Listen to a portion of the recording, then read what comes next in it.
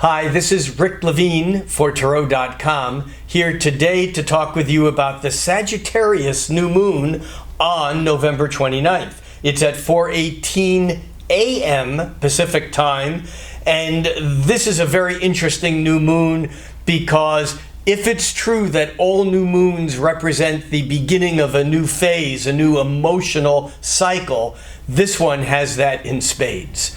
This one is very powerful. First of all, Sagittarius is the sign that has to do with going far. Sagittarius is the time of year in the northern hemisphere where, for me, I've always observed that it's like the leaves have fallen off the trees. When the sun is in Libra, everything is pretty and everything is perfectly balanced and colorful. The sun moves into Scorpio, it's like Halloween time. The leaves are all shriveled up and they're dead. It's over.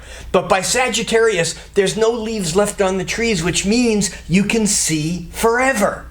And this is what Sagittarius is all about. It's about wide open vision of things that are far away and distant.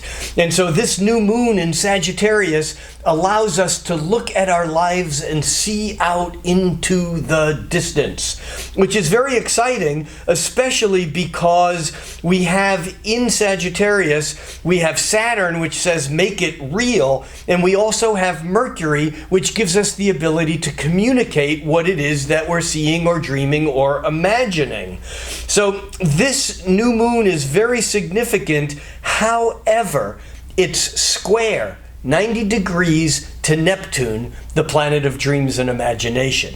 What this means is we need to be careful. We're coming off of a few new moons and full moons where Neptune was greased by harmonious aspects, which allowed us to dream of the future and then fulfill it. Now we have the new moon 90 degrees or square, stressed to imaginative Neptune, which means that we can get confused by thinking that what we imagine is actually true, and that can lead to trouble. In fact, it can lead to a good Saturn word, which is disillusionment. Illusion is Neptune, Saturn is disillusion. And disillusionment is not bad. In fact, it's what's required by this new moon if we're to make use of it. What disillusionment means, it means taking the dream and making it real.